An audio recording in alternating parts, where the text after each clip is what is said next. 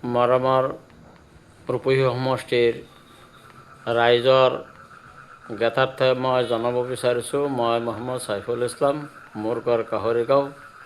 মই দগাঁও জাতীয় বিদ্যালয়ৰ প্ৰাক্তন অধ্যক্ষ পদত হেৰিত আছিলোঁ, কৰ্মৰত অৱস্থাত আছিলোঁ। কিন্তু ইয়াত দিং সমষ্টিৰ বিধায়ক আমিনুল ইছলামে মোক ব্লেকমেইলিং কৰি মোক স্কুলৰ পৰা অপসাৰিত কৰে।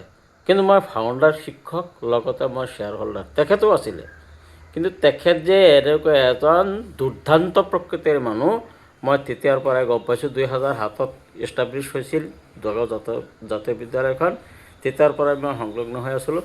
মই মাটি বন্ধক দি পেলাই, মই দুখীয়া মানুহ, মাটি বন্ধক দি পেলাই শ্বেয়াৰ হোল্ডাৰ হৈছিলোঁ। কিন্তু 2016 চনত শ্বৰিফুল ইছলাম, ইকবাল, মেহেদি ইকবাল আৰু আমিনুল ইছলাম মিটিং কৰি পেলাই মোক পদৰ পৰা অব্যাহতি দিয়ে, মানে বৰখাস্ত কৰি দিয়ে। গতিকে মোৰ শ্বেয়াৰ হোল্ডাৰৰ পইচা আজিলৈকে মোক দিয়া নাই। মই এজন দুখীয়া ভুক্তভোগী ভোটাৰ, গতিকে মোৰ চলিবলৈ কোনো ধৰণৰ ৰাস্তা নাই। কিন্তু এখেতৰ নিচিনা এনেকুৱা মানুহ যেন মোক এনেকুৱা কৰিব পাৰিছে। কিন্তু আজি যদি ৰূপহী সমষ্টিত তেখেতৰ নিচিনা মানুহ এজন বিধায়ক হয়, কিন্তু বিধায়ক হোৱাৰ পিছত ৰূপহী সমষ্টিত কেনেকুৱা ধৰণৰ কাম কৰিব সেইটো ৰাইজে চাগে বুজি পাইছে।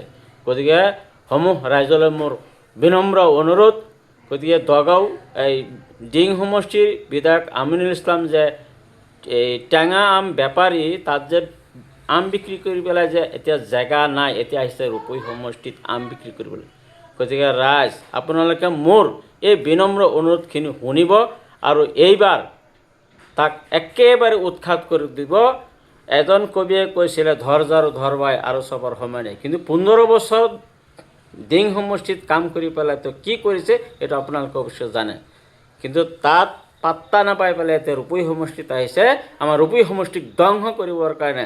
এছেম্বলিত বৰ ডাঙৰ ডাঙৰ কথা কৈ আমাৰ সংখ্যালঘু মানুহক তেওঁ কি কৰিছে, জ্বলন্ত একেবাৰে ছাৰখাৰ কৰি দিছে। গতিকে তেখেতৰ কাৰণে আজি আমাৰ সংখ্যালঘু মানুহবিলাক অত্যাচাৰ অন্যায় উৎপীড়ন চৰকাৰৰ দ্বাৰা হৈ আছে। গতিকে UDF দলে যে চৰকাৰ কেতিয়াও কৰিব নোৱাৰিব, এইটো চব মানুহে বুজি পাইছে। কোনো এটা দলেই সিহঁতক UDF দলক কোনো ছাপোৰ্ট নকৰে। গতিকে UDF দলে যদি 20টা 10টা 30টাও ছিট পায়, কোন দলত গৈ পেলাই চৰকাৰ গঠন কৰিব? গতিকে চৰকাৰ গঠন কৰাৰ কোনো ধৰণৰ সিহঁতৰ আশা নাই। গতিকে ৰাইজ, আপোনালোকে সন্তুষ্ট হিচাপে নিজৰ বিবেকক চাই পেলাই ভোট দিব। কিন্তু আমিনুলৰ নিচিনা এজন বিবেকহীন ব্যক্তি, সেই আৱেগ সৃষ্টি কৰি পেলাই মানুহক ভোটাৰসকলৰ পৰা ভোট জয় কৰি তেওঁ নিজৰ স্বাৰ্থপৰতাহে বাছি লয়। গতিকে মোৰ বহু টকাৰ লেনদেন এতিয়ালৈকে মোৰ হিচাপ দিয়া নাই দগাঁও জাতীয় বিদ্যালয়ৰ পৰা। গতিকে ৰাইজ, মোৰ নিচিনা মানুহক যদি সি ঠগাব বিচাৰিছে, গতিকে ৰাইজক কেনেকৈ ঠগাব, গতিকে সেইটো আপোনালোকে চিন্তা কৰি চাওক। গতিকে মোৰ ক'বলগীয়া বেছি একো নাই। আপোনালোকে উচিত মোৰ হৈ আপোনালোকৰ নিজৰ সন্তানৰ নিচিনা ধৰি মোৰ এই কামটো উদ্ধাৰ কৰি দিব। গতিকে ধন্যবাদ আপোনালোকক।